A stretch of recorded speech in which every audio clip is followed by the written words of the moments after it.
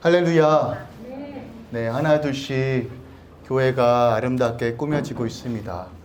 아직 음향은 달았지만 조금 볼 게 조금 더 있어요. 그래서 날마다 조금씩 새로워질 거니까 조금은 어색하시더라도 조금 적응해 주시고요.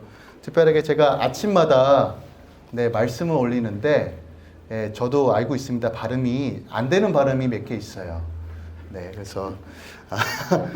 그래서 저도 부단하게 노력하는데 아마 그 발음을 또박또박 하는 게 아마 들리실 거예요. 일부러 막 입술에 혀를 쥐고 막 이렇게 하는 거 들리는데 그래도 너그럽게 조금 말씀을 너그럽게 받는다는 게 조금 이상한 표현인데 그래도 제가 부족하고 연약하지만 날마다 말씀으로 살길 소망하는 마음으로 제가 계속 그렇게 할 거예요. 그래서 비가 오나 눈이 오나 바람이 부나 주의 말씀으로 항상 시작하시고 또 하나님의 충만함으로 하루하루 살아가시길 우리 주 예수 그리스도의 이름으로 부탁드리고 기도합니다. 오늘 하나님 말씀 같이 나누기 원해요. 마태복음 4장 1절부터 4절까지입니다. 마태복음 4장 1절부터 4절까지입니다. 하나님 말씀을 받습니다. 우리 함께 읽기 원합니다. 시작. 그때 예수께서 성령에게 이끌리어 마귀에게 시험을 받으러 광야로 가사 40일을 밤낮으로 금식하신 후에 줄이신지라. 시험하는 자가 예수께 나와 이르되 내가 만일 하나님의 아들이어든 명하여 이 돌들로 떡덩이가 되게 하라. 예수께서 대답하여 이르시되 기록되었을 때 사람이 떡으로만 살 것이 아니요 하나님의 입술로 나오는 모든 말씀으로 살 것이라. 아멘. 오늘은 저는 광야를 통과하라라는 첫 번째 주제, 저번 주의 말씀이죠. 세례 요한에 대한 이야기가 나왔고, 그렇다면 우리가 광야에서 어떤 훈련을 받아야 되는지, 어떤 시험이 있는지에 대해서 조금 같이 나누려고 합니다. 혹시 그 한국 속담에 이런 속담이 있어요. 적을 알고 나를 알면 100번 싸워서 100번 이긴다예요. 무슨 말이에요? 적의 전략, 적의 상태, 적이 무엇을 추구하는지 알면, 또한 내가 준비하고 내 자신을 잘 알면 어떤 싸움이든 어떤 공격이든 대비하고 승리할 수 있다는 것이에요. 이것은 우리 삶 가운데서도 동일하게 좀 적용할 수 있을 것 같아요. 어떤 시험을 준비하고 있습니다. 보통 이민 오면 영주권 시험, 영어 시험, 또는 심의권 시험, 또한 운전면허 시험, 여러 가지 시험들을 통과해야지만 우리가 어떠한 자격을 취득합니다. 그런데 아무것도 준비하지 않고 시험을 보면 어떻게 되죠? 낙제하죠. 그래서 보통 시험을 준비할 수 있는 기출문제, 예상 문제들을 공부를 합니다. 그래서 그 공부를 토대로 이런 문제가 나오겠구나, 예전에 이런 문제가 자주 나왔구나, 이런 것들을 분석해서 공부하면 어떻게 되죠? 좀 더 좋은 점수를 얻게 되죠. 이건 학교 생활에도 마찬가지인 것 같아요. 제가 공부할 때 아직도 되게 은혜인데, 제가 여기서 학교를 졸업했다는 게 굉장히 큰 은혜예요. 이게 왜 큰 은혜냐면, 제가 98년도에 왔는데 아시겠지만 한국말 발음도 안 좋고 영어도 발음도 안 좋고 여전히 어려워요. 언어라는 것은 저한테 굉장히 큰 숙제입니다. 그런데 제가 대학원에서 다 영어로 공부했는데 그때 생각하면 주님 다시는 하고 싶지 않아요 라고 지금도 고백하는데, 하나님께서 또 공부시킬까 봐 좀 겁나요. 차라리 사역을 많이 하는 게 좋을 것 같아요. 그만큼 저는 영어에 대한 공포가 있어요. 그런데 그때 제가 어떻게 학점을 땄냐면 이런 거예요. 그러니까 언어가 안 되니까 다른 걸로 조금 머리가 돌아가는 것 같아요. 그러니까 교수가 어떤 단어를 좋아하는지, 그 교수가 어떤 사람의 영향을 받았는지를 연구해서 종합해서 이런 형태로 이런 단어를 사용하면 교수가 좋아하겠구나 생각하고 그런 식으로 방향을 틀어서 숙제를 내고 레포트를 쓰고 에세이를 썼어요. 그랬더니 처음에는 C 나왔던 것이 A-까지 나오더라고요. 제가 썼던 논문을 다시 읽으면 제가 지금 이해를 할까요? 뭘 할까요? 제가 몇 달 전에 한번 읽어봤는데 되게 놀라워요. 이게 어떻게 내 머리에서 나왔지? 아니, 머리에서 나온 게 아니라 잘 조합해서 아름답게 만든 거예요. 그러니까 그런 식으로 하나님께서 인도해 주셨던 것 같아요. 한국에 몇 년 전에 되게 유행했던 드라마가 있습니다. 스카이캐슬 혹시 아시나요? 저는 그 드라마를 안 봤지만 너무 유명해서 어떤 내용이 담겨 있는지를 알아요. 그 부모들이 좋은 대학을 가기 위해서 그 쪽집게 선생님을 통해서 믿으셔야 합니다. 유명한 대사가 있죠. 믿으셔야 합니다. 뭘 믿죠? 우리가 만든 이 기출문제 교육은 반드시 수능에 나올 겁니다. 자, 모든 부모들이 어떻게 해서든 그 선생님한테 과외를 받기 위해서 현안이 되죠. 왜요? 우리 아이가 그 선생님한테 교육을 받으면 좋은 대학을 가고 행복한 삶을 살 거라는 믿음이 있기 때문에 그래요. 마찬가지입니다. 우리 삶에도요, 여러 가지 시험과 어려움이 있어요. 이것이 광야에서 이루어집니다. 그런데 성경은 우리를 공격하는 루트와 방법에 대해서 분명하게 기록하고 있어요. 그러니까 이게 생뚱맞게 우리가 훈련받고 있는 것이 아니라 생뚱맞게 사단이 우리를 공격하는 것이 아니라 성경에는 사단이 우리를 어떻게 공격하며 우리가 광야에서 어떤 훈련을 받을 것인가에 대해서 기록하고 있어요. 즉, 우리가 사단이 우리를 어떻게 공격하고 어떻게 시험하고 우리가 광야에서 어떤 훈련을 받고 이 광야 훈련에서 어떻게 나아가야 하는지를 안다면 우리가 이 땅에서 겪는 수많은 광야 시험에서 준비하고 이길 수 있지 않겠어요? 오늘 그 말씀이 오늘 마태복음 4장에 기록되어 있습니다. 저번 주는 세례 요한에 대한 이야기였어요. 마지막 때에 우리는 세례 요한 같은 영성이 필요합니다. 이 땅이 광야일 때, 광야의 시절이라고 믿는다면 우리는 광야에 외치는 자의 영성이 필요합니다. 정말 마지막 때 하나님은 그런 자를 찾고 계시고 그런 영성을 소유하기 원하십니다. 하지만 그런 영성은 한 번에 일어나지 않아요. 뿅하게 요술병으로 뿅 이제부터 그런 영성을 가져라라고 되는 것이 아니라 훈련을 통해서 우리가 정군과 같이 나아갈 때 그런 영성을 소유할 수 있다는 것이에요. 제가 앞서 말한 것처럼 적을 알고 나를 알면 우리가 겪는 광야에서 시험에서 이길 수 있습니다. 성경에서 마귀는요, 우리를 시험하는 자, 참소하는 자, 거짓말하는 자라고 이야기합니다. 또한 어떤 방식으로 우리를 시험에 빠뜨리는지 그들의 계략과 계획과 공격 루트를 적나라하게 이야기합니다. 성경에서 사단은 우리를 시험하고 유혹하고 거짓말하여 참소하는 분명한 목적과 이유도 기록되어 있습니다. 특별하게 오늘 본문은 우리의 적, 우리의 대적 사단이 우리를 어떻게 공격하는지 그리고 우리를 공격하는 그 루트와 유혹의 방법이 무엇인지를 가르쳐주고 있어요. 그런데 더 놀라운 것은요, 이거예요. 사단의 계략과 전략까지도 하나님 그것을 도구로 사용하신다는 거예요. 이게 더 놀라운 겁니다. 그러니까 하나님의 모든 주권 안에서 이루어진다는 사실을 우리는 믿어야 돼요. 그래서 하나님은 이 과정을 통해서 우리를 훈련시키시고 성장시킨다는 거예요. 우리 욥기서 잘 알고 있죠. 성경을 잘 읽지 않더라도 욥에 대한 이야기는 한 번씩은 들어봤을 거예요.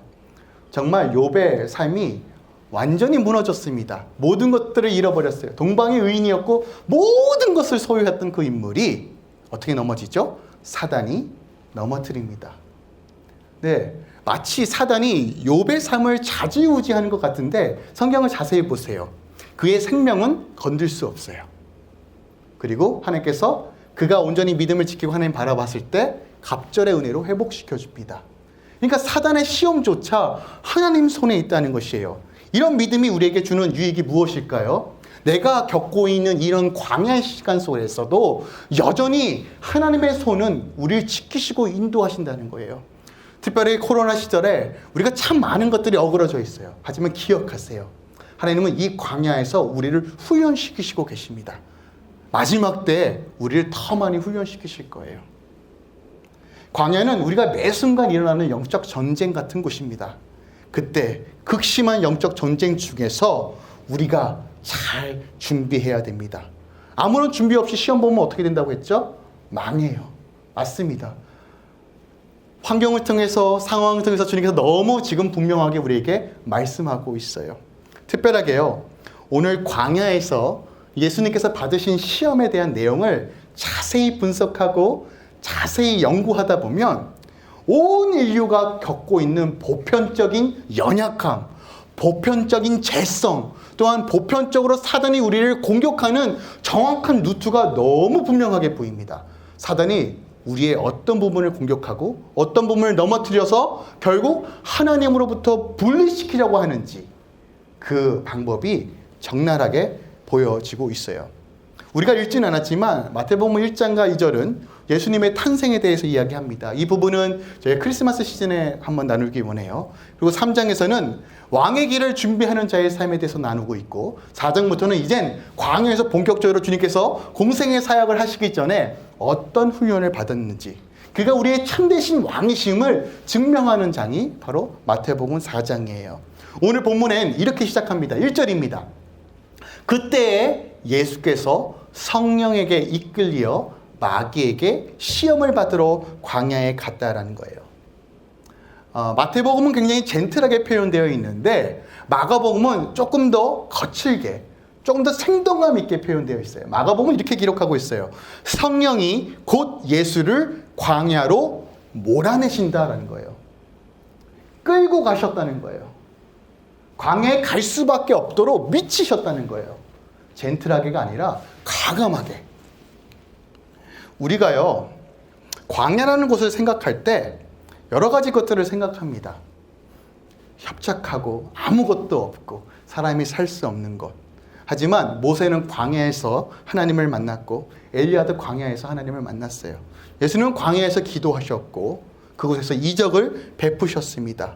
또한 사단이 도사리는 그 유혹 속에서 광야에서 승리하셨어요. 이 광야는 우리 삶 가운데 매우 중요한 요소입니다. 광야 없는 삶은요, 우리 삶 가운데 성장을 멈추고 내 마음대로 살겠다는 것과 마찬가지예요. 우리 삶 가운데 하나님은 광야를 우리를 일부러 몰아내시고 우리를 훈련하신다고 믿고 바라봐야 해요. 우리가 보통 광야라는 이미지를 생각했을 때, 내 삶이 참 광야 같아 라고 할 때 보통 이렇게 말해요. 아유, 저 인간이 내 삶의 광야야. 아유, 남편이 내 삶의 광야야. 아유, 저놈의 자식.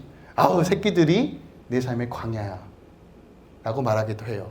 아유, 저 사람만 없었어도 내 삶이 참 평안할 텐데. 아유, 이 물질만 있었어도, 이 돈만 있었어도 내가 이렇게 계속 고생하지 않을 텐데.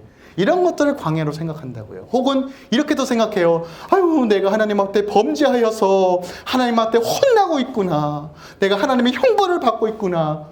이렇게 광야를 이해할 수도 있다는 거예요. 그런데 이것도 하나의 광야의 형태죠. 하지만 우리가 오늘 주목해야 될 단어는 성령께서 예수를 광야로 내치셨다는 거예요.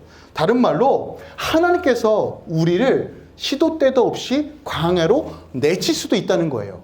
근데 저는 어떤 믿음이 있냐면요, 지금 마지막 시대에 하나님은 더 많은 사람들을 광야로 내치실 거예요.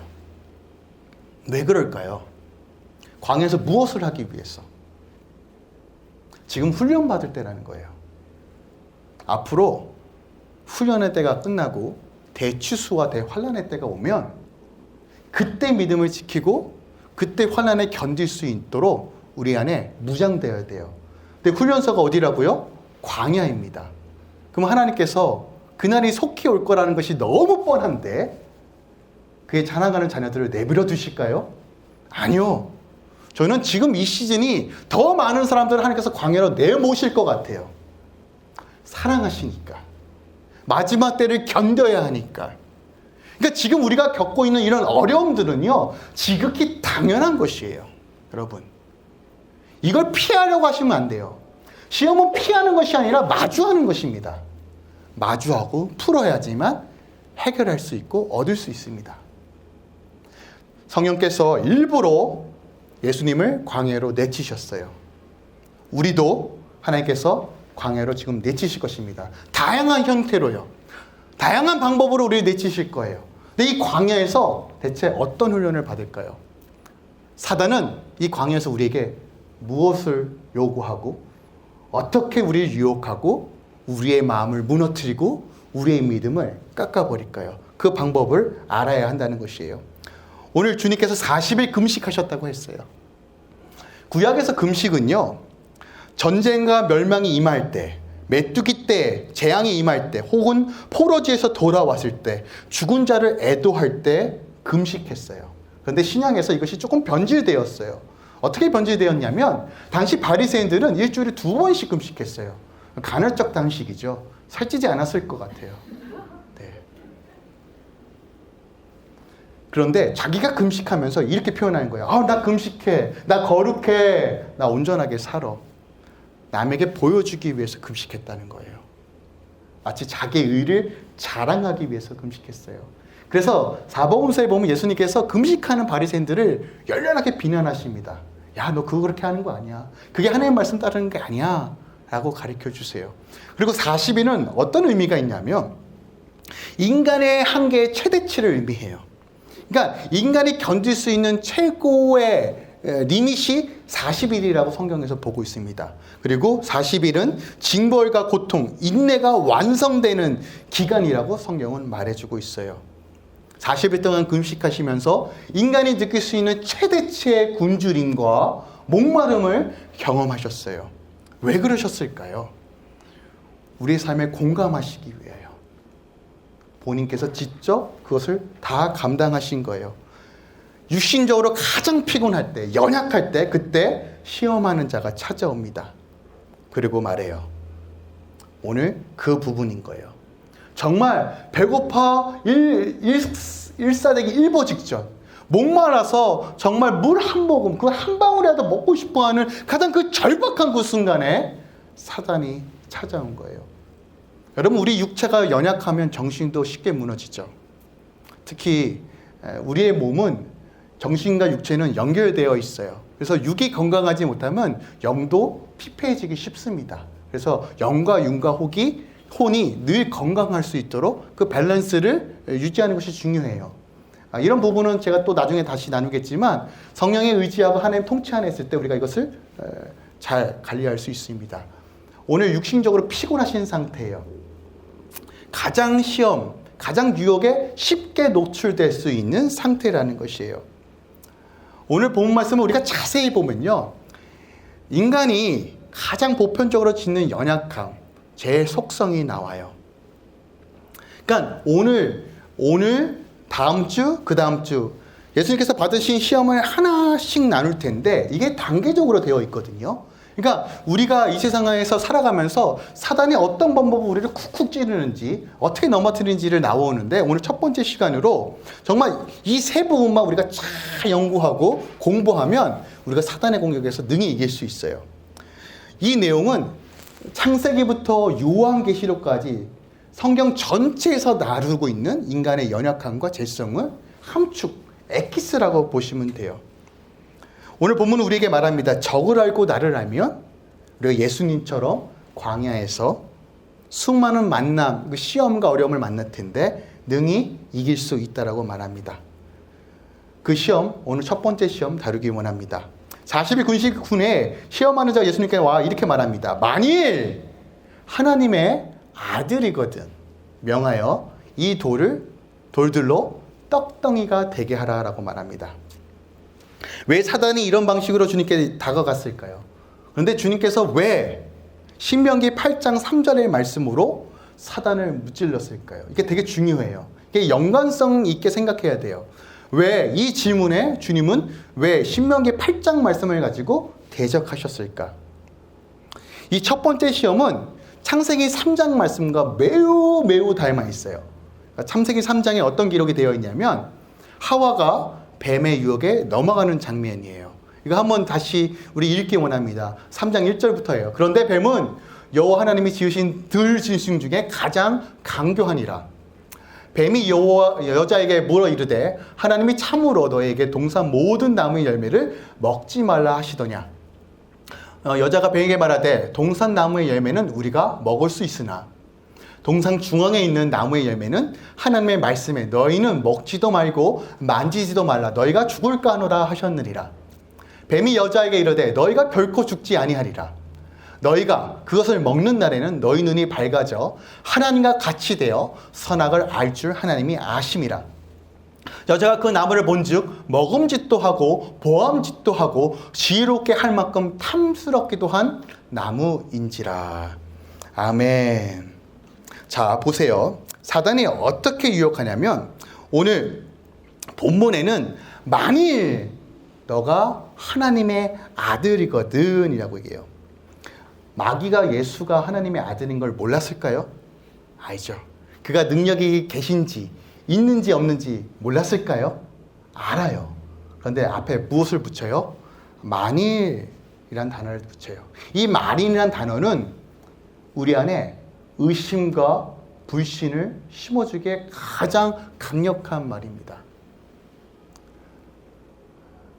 여러분 삶 가운데 무엇을 가장 확신하세요? 무엇을 가장 확신하세요? 내 자녀가 나를 사랑할 거야. 정말요? 그렇게 믿으세요?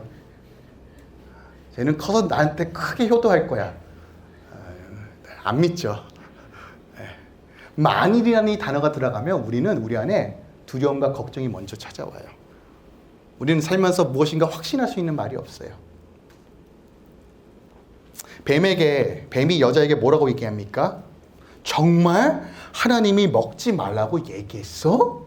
라고 물어요. 정말? 만일? 사단이 공격하는 루트예요. 우리가 하나님 말씀 앞에 온전히 서지 못하면요, 하나님 말씀을 먹고 소화하고 내 것으로 경험하고 체험하지 않으면 사단이 만일이라는 이 단어로, 정말이라는 이 단어로 우리 삶 가운데 딱 하고 생각을 집어넣으면 우리 어느 순간 조금씩 틈이 생기고 하나님과의 신뢰와 사랑이 깨진다는 사실을 기억하셔야 돼요. 사단이 먼저 물어요. 정말 이 열매 먹으면 죽어? 정말 하나님께서 그렇게 말한 것이 진실이야? 라고 얘기하는 거예요. 근데 이 말은 미끼죠. 미끼예요. 하와는요, 그 전까지요, 하나님의 말씀에 순종한다, 불순종한다, 이런 것 자체를 생각조차 하지 않았어요. 무슨 말씀인지 이해하세요? 그 에덴 동산에 있었던 거 너무 아름답고 완벽한 거, 다 자신들이 누렸던 거예요. 아담과 하와가 매일같이 행복하게 누렸던 것들이란 말이에요. 물론 하나님께서 선과 악을 알게 하는 나무를 먹지 말라고 했지만 그것보다 지금 눈에 보이는 것들이 다 자신의 것이었어요. 너무 행복했어요. 굳이 선악과를 알게 하는 나무에 관심조차 없었다고요. 그런데 지금 사단이 이 말 한마디로 그녀의 시선을 선악과를 알게 하는 나무로 고정시킵니다. 그리고 진짜 하나님께서 이 모든 것들을 허락하셨는데 왜 저거는 허락하지 않지? 라는 의심을 심어줘요. 여러분, 의심은 또 다른 의심을 만들고, 의심은 또 다른 의심을 만들고, 또 의심은 의심을 만들고, 의심을 만듭니다. 어떻게 돼요? 점점점 의심은 확신으로 바뀌게 돼요. 어떤 말이 확신이 되냐? 사단이 뭐라고 말합니까? 너희가 결코 죽지 않고 너희 눈이 밝아져 하나님처럼 될 거야. 하나님은 그것을 질투하기 때문에 너희한테 먹지 말라고 하는 생각을 집어넣는 거예요. 그 전까지는요, 하와에게 순종과 불순종 이런 개념 자체가 없었어요. 다 누리고 있었잖아요.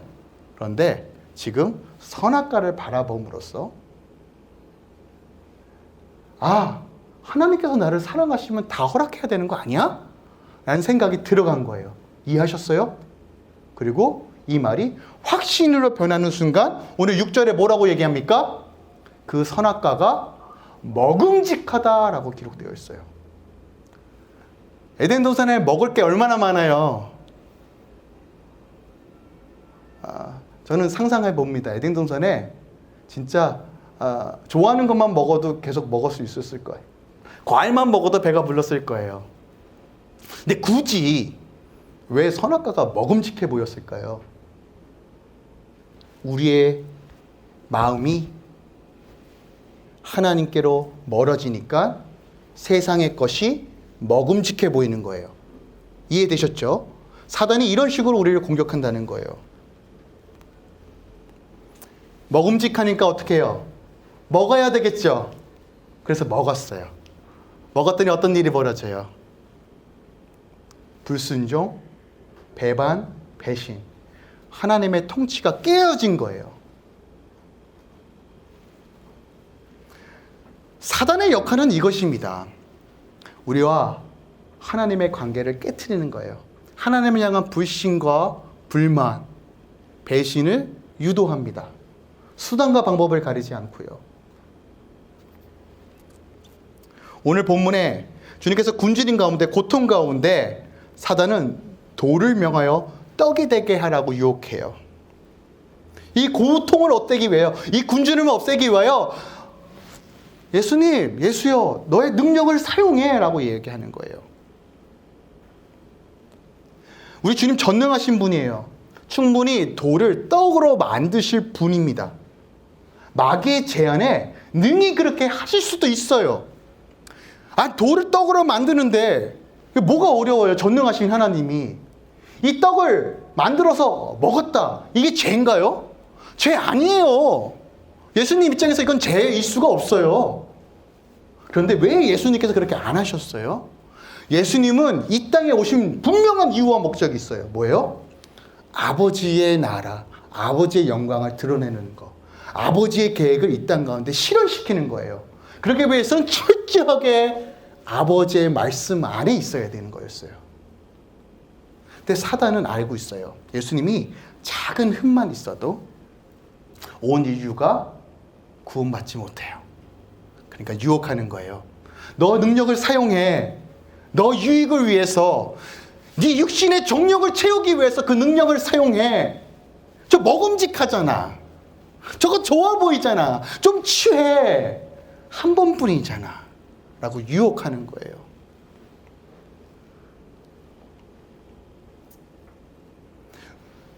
사단은 우리의 육신의 정욕을 잘못된 방향으로 사용하도록 유혹합니다. 이게 사단의 전략이에요. 여러분, 우리의 육신의 정욕, 우리는 육신을 가지고 있기 때문에 배고픔을 느껴요. 그죠? 졸리면 자야 되고요. 피곤하면 쉬어야 돼요. 그죠? 배고프면 먹어야 되고요. 그죠? 식욕, 성욕, 잠욕, 이거 다 하나님께서 주신 거예요. 잘못된 거 아닙니다. 맞죠? 그런데 이게 과하고 이것이 목적이 되는 순간 어떻게 돼요? 그것의 노예가 돼요. 한국 사람들 먹는 것에 조금 과해요. 식도락 여행이라고 막 먹을 거 맛집 찾으러 전국을 돌아다니면서 한 입만 하여서 먹는 거 보면서 저도 그거 보면요, 어떤 생각이 드는지 아세요? 먹고 싶다. 나도 저 산낙지 한번 먹고 싶다. 막 이런 생각이 들어요. 그런데 그렇다고 비행기 타고 한국 가서 먹으러 가지 않잖아요. 그런데 어떤 사람은 먹으러 가더라니까요. 왜 그럴까요? 자, 보세요. 우리가 육신의 정욕을 컨트롤하지 못하고 다스리지 못하면 어느 순간 육신의 정욕의 노예가 돼요. 자, 사단이 공격하는 게 바로 이거예요. 세상이 먹음직해 보이게 만드는 거예요. 저걸 먹어야지만 내 육신이 채워지겠구나. 저걸 먹어야지만 내 육신이 행복하겠구나. 저것을 먹어야지만 내 생명이 유지되겠구나. 라고 우리 미혹한다는 거예요. 누군가 그러죠. 굳이 맛있는 거 먹지 않아도 배에 들어가면 다 똑같다고. 그죠? 잠시 혀만 느끼는 거지 배에 들어가면 다 똑같대요. 수십만 원, 수천만 원짜리 소고기를 먹든 집 앞에서 삼겹살을 구워 먹든 일단 배에 들어가면 다 똑같은 거다. 근데 그 말이 진리인 것 같아요. 진리예요. 그런데 우리는 보다 더 좋은 것, 내 육신을 더 채워줄 것 같은 것에 우리의 삶에 목적을 두기 시작합니다. 하나님이 아니라 내 육신의 정욕을 다스리고 성령 안에서 자족하는 것이 아니라 사단에게 내어주고 그 유혹에 내어줄 때 우리는 어떻게 돼요? 내 육신의 정욕의 노예가 되는 것이에요. 여러분, 혹시 그 좋은 거 누려보신 적 있으세요? 처음은 몰랐는데 비데를 한번 사용하고 나면 돌이키기 쉽지 않아요. 그래서 저는 애쉬당초 지금 사지도 않는데 그래도 한국에 가면 저희 부모님 집에 있어가지고 진짜 정말 누가 만들었는지 정말 아름다워요. 우리가 혹시 그 퍼스트 클래스, 비즈니스 클래스 타보신 분 계시죠? 저는 아직 못 타봤어요. 안 타는 거예요. 타면 돌이키기 힘들 것 같아서. 우리가 그래요. 기준이 없어요. 어느 순간 수준이 높아지면 더 필요한 것, 더 높은 수준의 것들을 요구하는 것이 너무 자연스러워요. 그죠? 솔직히 말씀드리면 없어도 살잖아요. 그죠? 그런데 어느 순간 그것이 내 삶, 나는 이 정도 살면 이 정도는 가야 되지 않겠어? 육신의 정욕에 컨트롤되지 않는 육신의 정욕은 결국 사단의 노예가 된다는 사실을 기억하세요. 오늘 예수님께서 그거 말씀하시는 거예요. 돌을 떡으로 만들래요. 떡이 뭐예요? 너 지금 배고프니까 너 육신의 피로를 떡으로 채우라는 거예요. 그것을 향해 내 능력을 사용하라는 거예요. 그것을 향해 너의 목적을 발휘하라는 거예요. 하나님한테 묻지 말고 말씀대로 살지 말고 그것이 너의 삶의 이유이지 않니? 지금 그것이 너에게 너무 필요하지 않니? 그러니 돌을 떡으로 바꿔라고 하는 거예요. 여러분, 이 유혹이 오늘날 우리에게 수십 번, 수강간치로 일어납니다. 근데 여러분 고민해 보세요. 여러분 지금 누리고 있는 것들 그 이상으로 누릴 수 있겠죠. 하나님께서 허락하시면 누릴 수 있어요. 그게 잘못된 것이 아닙니다. 하지만 과하기 시작하고 컨트롤을 잃어버리기 시작하면 우리는 어느 순간 하나님은 없습니다. 특히 이 마지막 때에 우리는 이것이 훈련되어져야 돼요. 육신의 정욕을 다스릴 수 있는 훈련이 필요합니다. 왜요? 핍박이 올 거잖아요. 고난이 올 거잖아요. 근데 그 훈련 안 받고 어떻게 버텨요? 그 훈련 안 받고 어떻게 이 사단의 우리에서 어떻게 믿음 지킬 수 있어요? 여러분 자족의 은혜가 있어야 됩니다. 자족하셔야 돼요.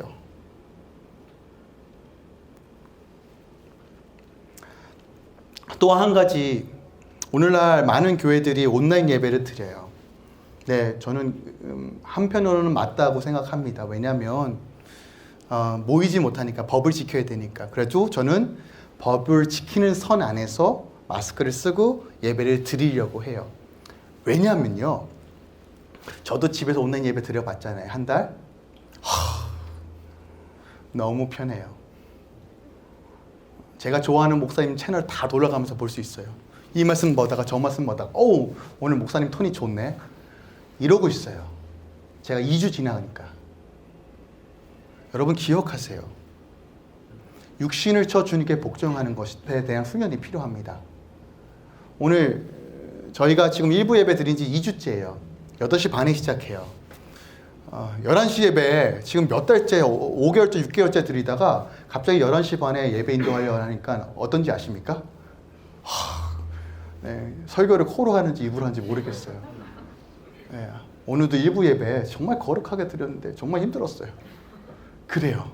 그런데 그 부담감이 나를 하나님을 향한 마음으로 돌이킵니다. 그죠?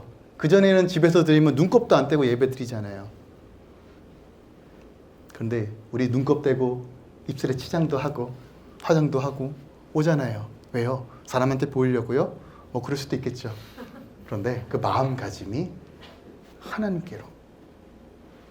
그래서 가능하면 정말 극한적인 상황에서 못 모이기 전까지는 마스크 끼면서 예배 드리려고 합니다. 그래서 여러분 사회적 거리 잘 지키시고 안전하게 우리가 예배하면서 나아갔으면 합니다. 제가 왜 이렇게 추구하냐면요, 생명의 주관이 하나님께 있다는 것을 우리가 알기 때문에 그래요. 많은 사람들이 사람의 생명이 귀하기 때문에 모이면 안 됩니다라고 얘기해요. 되게 그럴듯하죠. 그럴듯하잖아요. 사람의 생명 중요. 왜 사람의 생명이 안 중요해요? 사람의 생명이 천하보다 귀하죠. 맞아요. 그런데 여러분 아무리 좋은 거 먹고 아무리 열심히 건강해도 그 생명을 좌지우지하시는 건 하나님이십니다. 우리가 이 믿음이 흔들리면 안 돼요. 그러니까 오늘 본문 말씀의 근본이 뭐냐면 주님께서 하나님의 말씀으로 대적하신 이유가 있어요. 말씀으로 뭐라고 말씀하십니까? 오늘 돌이 떡이 되라 말씀하시는데 하나님께서 하나님의 입으로 나오는 모든 말씀으로 산다요. 우리의 삶은요, 하나님의 말씀으로 살 때만 생명이 있어요. 그러니까 내가 아무리 좋은 걸 먹어도 내 생명을 좌지우지하는 건 하나님이에요. 그러니까 하나님께 먼저 경배하고 예배하고 주의 말씀을 따라 사는 삶이 내 육신의 정욕을 채우는 것보다 먼저라는 거예요. 이거 잊어버리면 안 돼요. 이게 순서가 바뀌는 순간 우리 세상의 노예가 돼요. 아시겠죠? 이 훈련 받아야 돼요. 이거 한순간에 일어나지 않죠. 한 번에 뿅 됐으면 좋겠어요. 저도. 그런데 광야에서 하나님을 만나고 그 말씀으로 살고 주의 말씀이 나의 등불이요 생명이구나. 정말 하나님의 말씀대로 살았더니 내가 자족하며 하나님의 은혜 가운데 복을 누리는구나. 경험하시고 체험하셔야 돼요. 주의 옷자락을 붙잡고 주님 바라보면서 주님 다스리지 못하는 내 정욕, 내 육체의 정욕을 주님 다스려 주시고 채워주세요 라고 우리가 믿음으로 걸어가야 한다는 거예요. 여러분 포기하지 마세요. 좌절하지 마세요. 자꾸 내 삶이 예수를 닮아가야 되는 삶을 알지만 자꾸 우리 넘어지잖아요. 내 안에 주가 주인 되신 삶을 살아야 되는데 여전히 우리는 너무 많은 것들을 원하고 바래요. 하지만 포기하지 마세요. 왜 이렇게 안 되지? 지긋지긋해. 그럴 수 있지만 기억하세요. 내가 하나님의 사랑으로 채우고 하나님께 더 가까이 가면 내가 세상을 향한 욕망과 욕구가 하나님으로 채워져요. 그러면 내 안에 하나님께서 주신 그 샬롬으로 세상을 바라보며 하나님의 통치 안에 거할 수 있어요. 말씀으로 채우세요. 성령님을 구하세요. 주의 거룩하신 가운데 더 나아가세요. 저희 교회 주중 예배 시작했습니다. 강요 아니에요. 그리고 가능하면 이제 주중 예배도 이제 온라인 유튜브로 다 진행하려고 합니다. 그러니까 각자 처소에서 예배 처소 만드시고 그래도 안 된다면 오세요. 그러면 저희는 주여를 목청이 터져라 주님을 만날 때까지 부르짖으려고 노력하는데 확실히 육신이 약해서 지금 아직 레벨이 낮는데 이 레벨이 점점 증가되길 원합니다. 그래서 이곳에 한 가지 하나님의 얼굴만 구하며 충만해져서 누구든지 하나님의 복을 누리고 마지막 때에 견딜 수 있는 또한 사단의 유혹과 어려움 가운데서 능히 예수님처럼 이기며 승리할 수 있도록 훈련받으려고 해요. 이 말씀을 가지고 오늘 설교를 마무리하려고 합니다. 요한복음 7장 38절이에요. 나를 믿는 자는 성경의 이름과 같이 그 배에서 생수의 강이 흘러나리라. 내 안에 생수의 강이 흘러나면 내 안에 육체적인 욕망, 정욕들이 어떻게 돼요? 하나님의 것으로 채워지게 되는 거예요. 이게 생명의 말씀이고 이게 복음의 진리예요. 여러분들에게 한 번 더 도전을 주기 원합니다. 주님으로 채우시길 갈망하세요. 주님의 은혜로 채우시길 갈망하세요. 주님의 사랑으로 채우시길 갈망하세요. 주님께서 우리를 훈련시키셔서 이 세상에 하나님의 백성, 군사로서 또한 못낸 교회가 하나님의 영광을 드러내는 그 자리로 인도해 주실 것이에요. 할렐루야.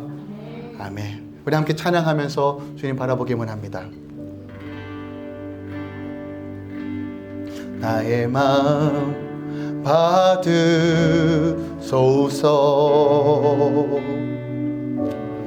오셔서 주님의 저소 삼으소서. 나의 전부이신 주여 내 마음을 받아주소서. 나의 마음 받으소서. 오셔서 주님의 저소 삼으소서. 나의 전부이신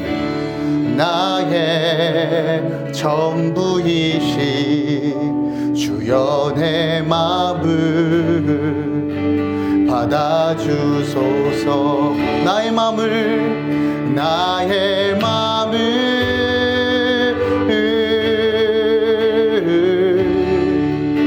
주님께 열었으니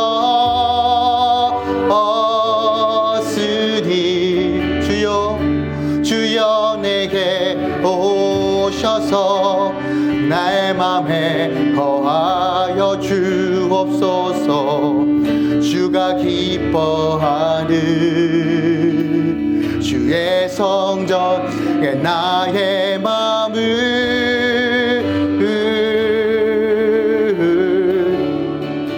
주님께 열었으리.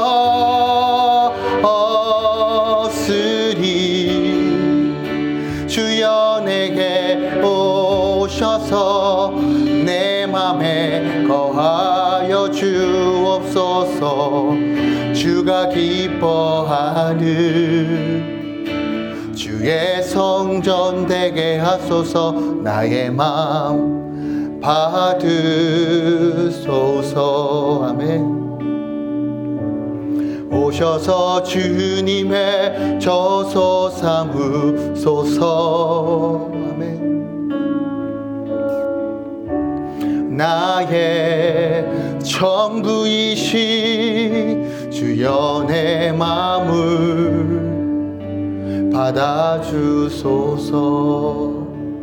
우리 함께 헌신하며 기도합니다. 하나님, 내 육신의 필요와 정력을 채우기 위해서 살아왔는지를 한 번 더 점검합니다. 하나님의 말씀이 내 생명이요, 하나님의 말씀이 나의 길잡이요, 나의 기준임에도 불구하고 여전히 내 필요와 내 만족을 위해 먼저 선택하고 움직였던 우리의 연약함을 주님 용서하여 주시옵소서. 이 시간 다시 한번 거룩한 성령으로 채워주셔서 주님 분별할 수 있는 지혜를 허락하여 주시고, 마지막 때 광야에서 이 광야의 시험을 통과하여 정말 담대하게 광야에 외치는 자의 영성으로 주님 우리를 훈련시켜 주시옵소서. 함께 믿음으로 선포하며 기도하기 원합니다. 기도하겠습니다. 예, 주님 믿음으로 선포합니다. 주님 믿음으로 선포합니다. 하나님이 광야할 때 우리를 훈련시키시며 우리를 붙드시는 그 하나님 그 은혜를 기억합니다. 하나님, 여전히 우리의 육신의 정욕들, 우리의 마음에 원하는 것들, 하나님 그것을 추구하며 살았습니다. 하나님의 말씀에 순종하기보다 하나님의 사랑을 의심했고 하나님의 사랑을 저버렸고 내가 원하는 방식으로 살지 않았는가 다시 한번 점검해 봅니다. 주님 우리를 불쌍히 여기시고 다시 한번 하나님, 우리가 주의 도를 행하고 주의 말씀을 지켜 행하며 하나님 나라를 꿈꾸며 다시 한번 하나님께서 주신 그 형통 나오게 하여 주시옵소서. 차족의 은혜를 허락하여 주시옵소서. 주의 거룩한 말씀에 순종하는 삶을 허락하여 주시옵소서.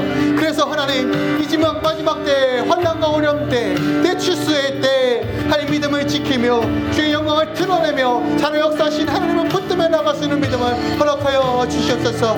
하나님, 우리의 필요를 채우신 하나님, 먼저 그의 나라와 그 의를 추구할 때 그 모든 것을 더하여 주신다는 그 하나님의 향한 신실한 믿음이 우리 안에 있기 원합니다. 하나님으로 다시 한번 풍족한 삶을 살기 원합니다. 주의 거룩하심으로 충만하게 채워지기 원합니다. 주여 우리를 굽어서 주시고 우리 주님 우리를 불쌍히 여기시고 다시 한번 하나님, 우리가 하나님의 나라의 복을 누리며 하나님의 통치 안에 온전히 거하며 살 수 있도록 역사하여 주시옵소서. 주님 붙들어 주시옵소서. 하나님, 우리 안에 광야를 지나갈 수 있는 엘리야의 영성을, 세례 요한의 영성을 허락하여 주시옵소서. 철저하게 주님만 바라보며 주님만 따라가겠습니다. 주님의 필요와 공급하심을 늘 누리며 그 광야를 걸어갔던 이스라엘 백성들, 만나와 메추라기를 먹으시며 때에 따라 물을 주시고 불기둥과 구름기둥으로 인도하셨던 그 하나님을 기억합니다. 그 여호와 하나님이 우리 아버지 되십니다. 아버지를 바라봅니다. 아버지를 신뢰합니다. 주님, 우리에게 믿음을 더하여 주시옵소서.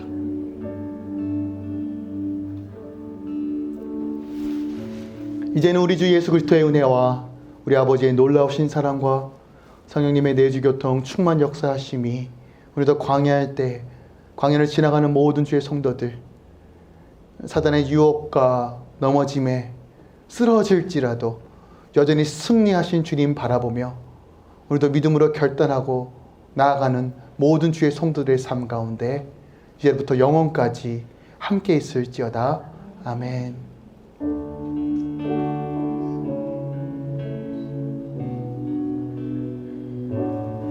주님 감사합니다.